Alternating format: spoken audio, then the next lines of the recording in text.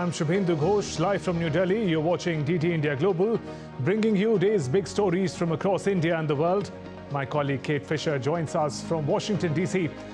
Good to see you, Kate. Good morning, Shubhendu. It's 9 a.m. here in Washington, D.C. and 3 o'clock in the afternoon across Central Europe. Coming up in the next 30 minutes. Well, here in the US, the leaders of the world's two largest economies are set to meet for the first time in a year. China's President Xi Jinping and US President Joe Biden will speak later in San Francisco. And the UK government's scheme to send asylum seekers to Rwanda was unlawful, according to the country's Supreme Court.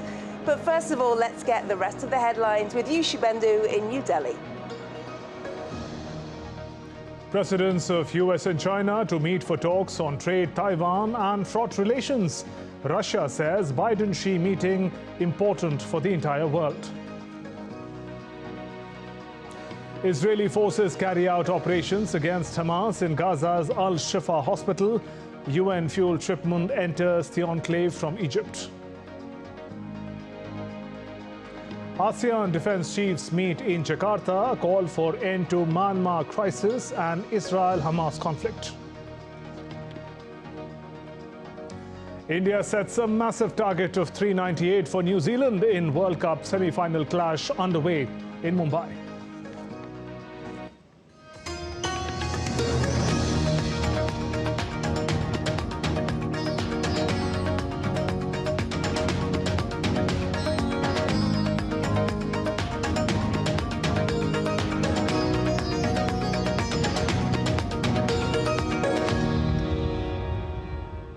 The first truck carrying a United Nations fuel shipment crossed from Egypt into Gaza on Wednesday. Sources say Israel gave its approval for over 6,000 gallons of diesel to be allowed into Gaza for use by UN aid distribution trucks, but not for use at hospitals. United Nations had warned recently that it would soon halt humanitarian operations in Gaza, including the distribution of relief as its fuel stocks became depleted. The Israeli military is carrying out an operation against Hamas in Gaza's Al-Shifa hospital and has urged all members of the terrorist organization present in the hospital to surrender. The Israeli military conducted raids in self-defense against Hamas at Gaza's Al-Shifa hospital on Wednesday. Israel believes that Hamas has a command center underneath Al-Shifa hospital, the biggest in Gaza, and uses the hospital and tunnels underneath to conceal military operations and to hold hostages. IDF forces are carrying out a precise and targeted operation against Hamas in a specified area in the Shifa hospital. The IDF is conducting a ground operation in Gaza to defeat Hamas and rescue our hostages. Israel is at war with Hamas, not with the civilians in Gaza. IDF forces included medical teams and Arabic speakers who have undergone specified training to prepare for the hospital raid with the intent that no harm is caused to the civilians being used by Hamas as human shields. United States supported the safe evacuation of patients at Gaza hospitals, asserting that Hamas should stop using hospitals as a command post. We don't want to see any civilians, and certainly not babies in incubators or other vulnerable populations, caught in a crossfire. We want Hamas to stop using hospitals as a command post. That would be the easiest way to solve this problem, if they would stop using the civilians that are in hospitals as humanitarian shields. Israeli army also released video footage of what it said were its soldiers carrying out military operations and dismantling Hamas infrastructures in Gaza.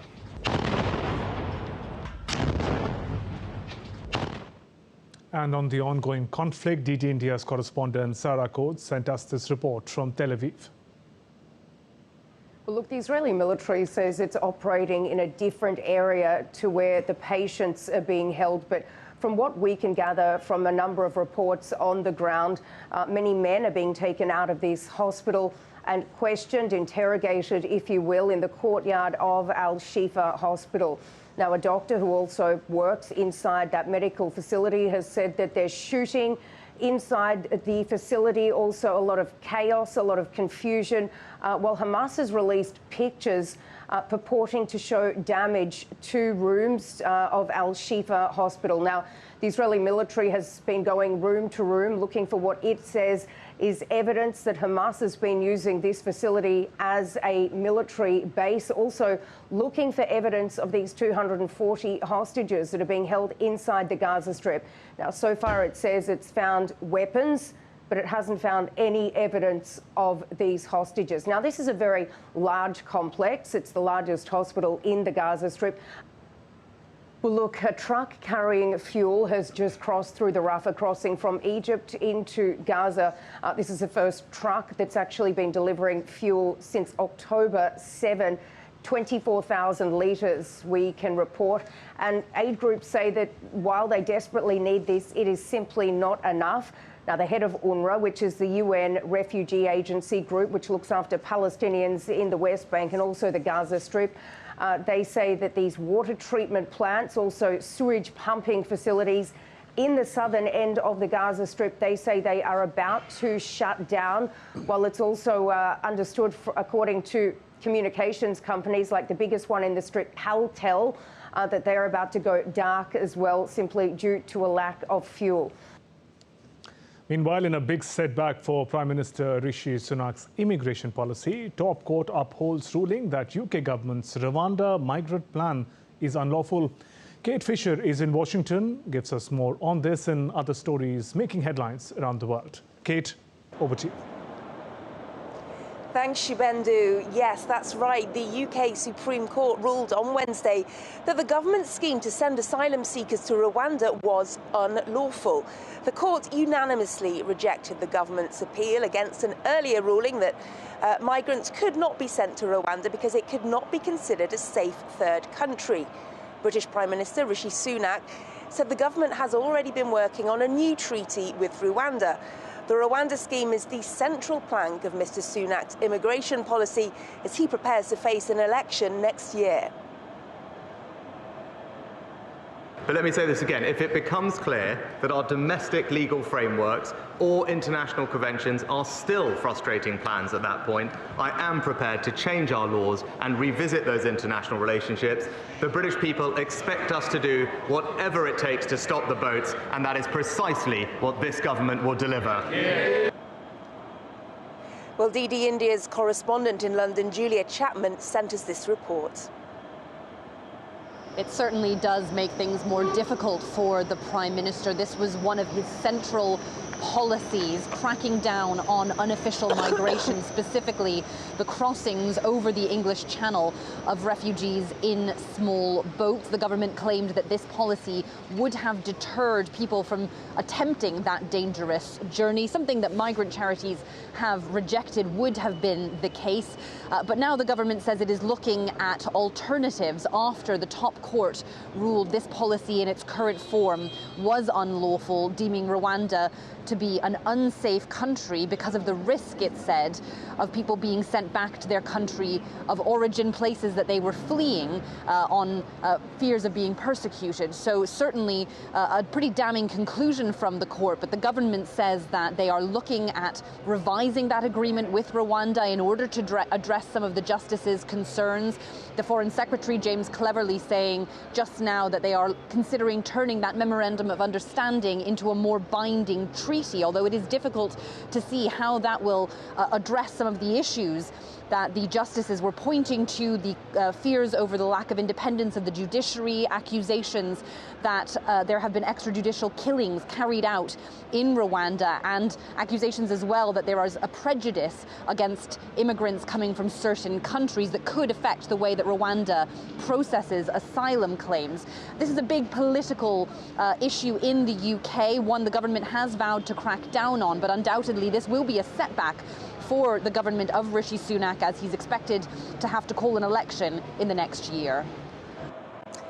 Well, US President Joe Biden and Chinese President Xi Jinping are both in San Francisco, where they will be holding talks on the sidelines of the Asia-Pacific Economic Cooperation Summit. It's President Xi's first trip to the US since 2017, and it will be the two leaders' first in-person one-on-one talk since November 2022. The presidents of the world's strongest economies are meeting for just the second time in person since Joe Biden took office in January 2021. On the agenda, the resumption of normal communications between the two countries, including military-to-military contacts. To get back on a normal course of corresponding, being able to pick up a phone and talk to one another if there's a crisis, being able to make sure our military still have contact with one another. As I told you, we're not trying to decouple from China, but what we're trying to do is change the relationship for the better.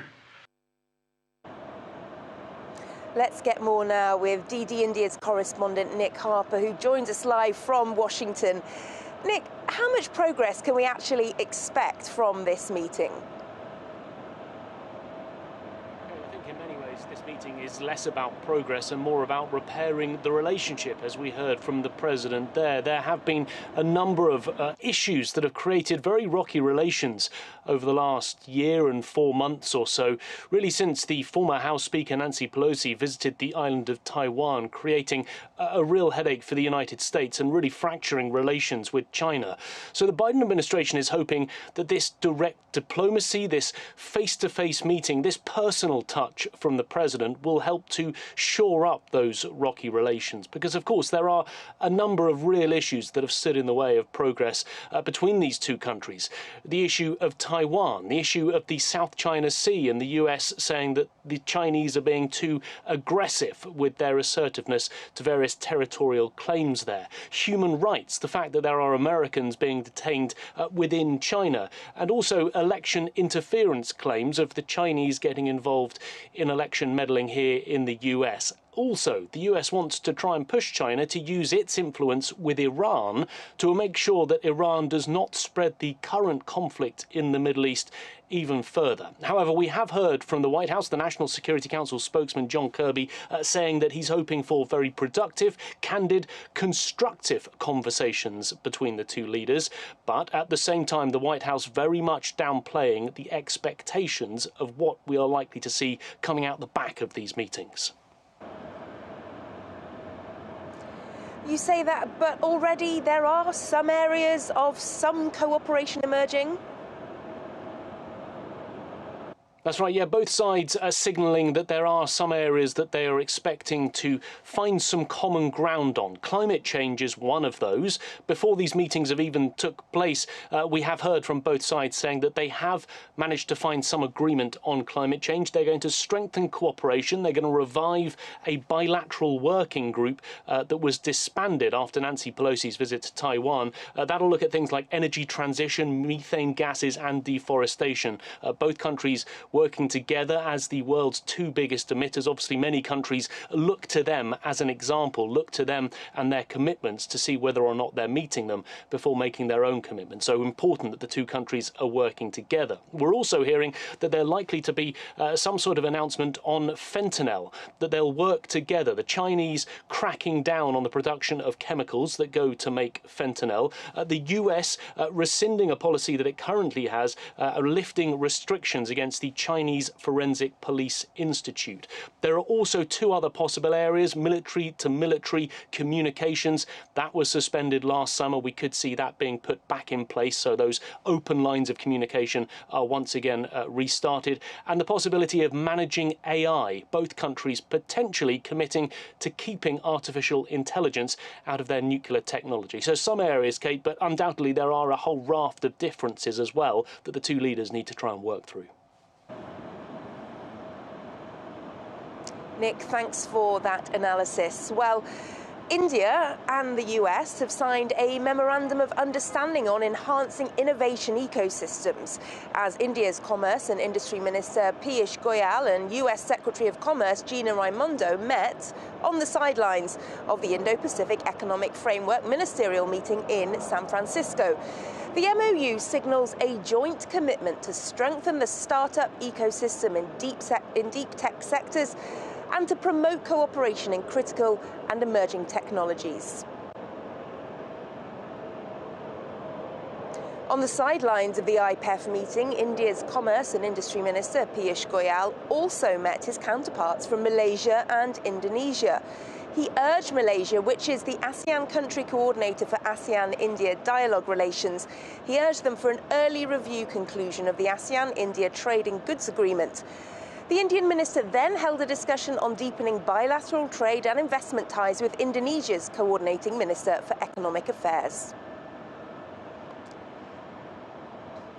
Russia has conceded for the first time that some Ukrainian forces have crossed onto the river Dnipro's eastern bank, but it said that the average life expectancy of a Ukrainian soldier there is around 2 days.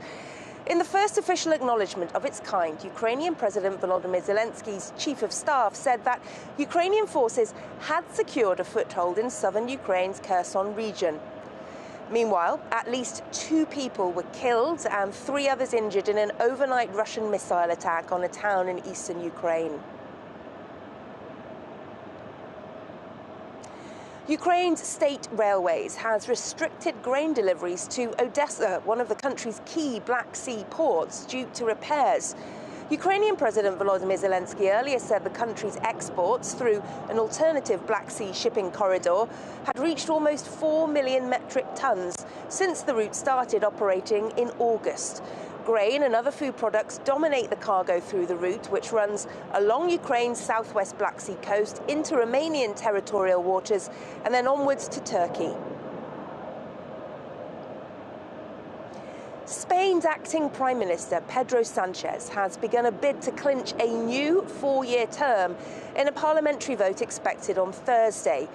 Sanchez said the proposed amnesty law for Catalan separatists was not an attack on the country's constitution, but rather underscored its strength and validity. Mr. Sanchez also vowed to extend several measures to help people cope with the rising cost of living if he secures another term as premier. North Korea has successfully tested new high-thrust solid-fuel engines for development of the intermediate-range ballistic missile system. The tests conducted on November 11th and 14th are crucial for enhancing the military's strategic offensive capabilities. Pyongyang announced a Russian delegation is visiting the country, whereas North Korea and Russia denied any arms deals at their September summit.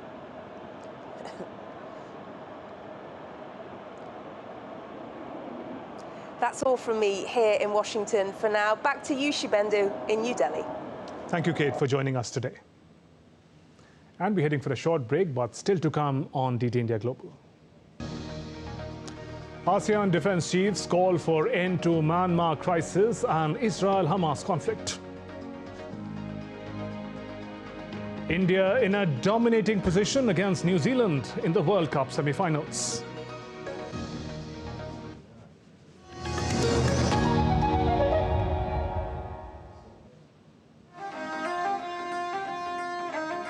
Always welcoming. The vibe of Punjab is larger than life.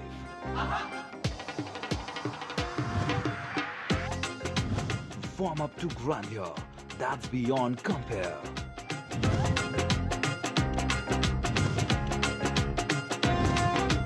And history that's dotted with tales of bravery.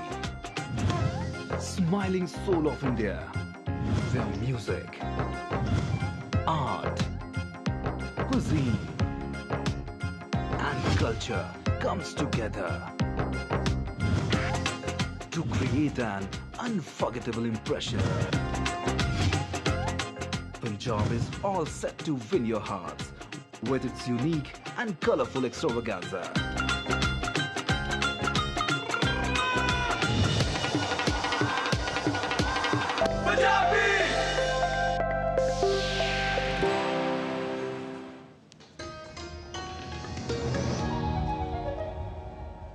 Welcome back. You're watching DD India Global. I'm Shubhendu Ghosh. ASEAN defense ministers have called for an end to the Myanmar crisis and Israel-Hamas conflict as they gathered in Jakarta for talks that will include meetings with regional counterparts and the Pentagon chief. In a joint declaration, the ASEAN defense chiefs urged all parties in Myanmar, where fighting has been raging across the northern Shan state for weeks, to cease all violence and exercise utmost restraint. We are saddened with the deteriorating situation in Myanmar. Indonesia, as chair of ASEAN, continues to push for concrete progress towards a peaceful solution. Indonesia will continue to support Myanmar's efforts to bring peace, stability, and the rule of law, as well as promote harmony and reconciliation.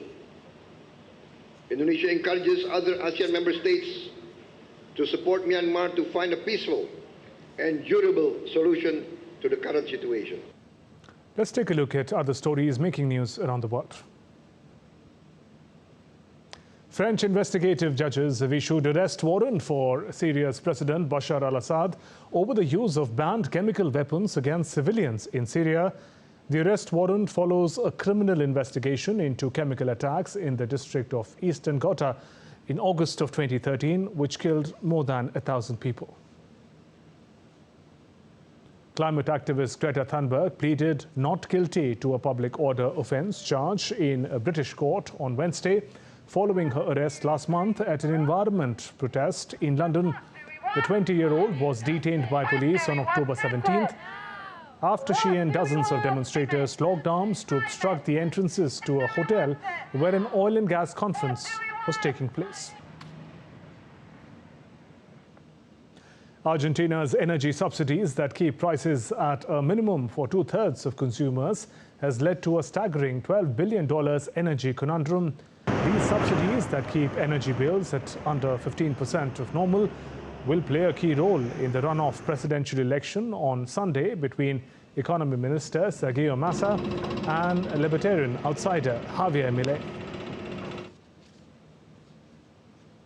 British Finance Minister Jeremy Hunt said on Wednesday that government was winning its battle against inflation and should now turn to its plan for generating long-term economic growth. British inflation cooled more than expected in October as household energy prices dropped from a year ago, and there was also a wider softening of price pressures. IMF's managing director has said she expects an agreement with Pakistan this week on targets for the first review of a $3 billion bailout. Tax collection is the primary issue for Pakistan, Kristalina Georgieva said in an interview with the IMF, asking Islamabad to boost tax collections to at least 15% of GDP from the current 12%. An IMF mission has been in Pakistan for the last 2 weeks for technical and policy level talks to review whether government was on track to meet benchmarks set under a standby arrangement in July. On to the ICC Cricket World Cup, where Team India is taking on New Zealand in the first semi-final at the Wankhede Stadium in Mumbai. New Zealand is struggling in its bid for a record chase of 398 runs set by India. Centuries by Virat Kohli and Shreyas Iyer barred India to a giant score of 397 runs for the loss of 4 wickets. Virat Kohli also broke Sachin Tendulkar's record of 49 centuries in one-day international, as well as Tendulkar's all-time record for most runs in single edition of a World Cup. Earlier, Shreyas Iyer also scored his 5th ODI century, while Shubman Gill scored unbeaten 80 runs. And Sachin Tendulkar lauded Kohli after his exemplary achievement. He wrote on X, I quote, "The first time I met you in the Indian dressing room, you were pranked by other teammates into touching my feet. I couldn't stop laughing that day, but soon you touched my heart with your passion and skill. I'm so happy that the young boy has grown into a Virat player. I couldn't be happier that an Indian broke my record, and to do it on the biggest stage in the World Cup semi-final and at my home ground is the icing on the cake."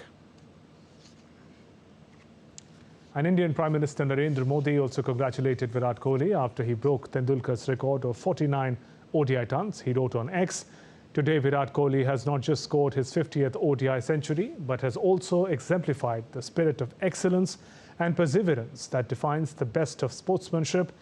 This remarkable milestone is a testament to his enduring dedication and exceptional talent.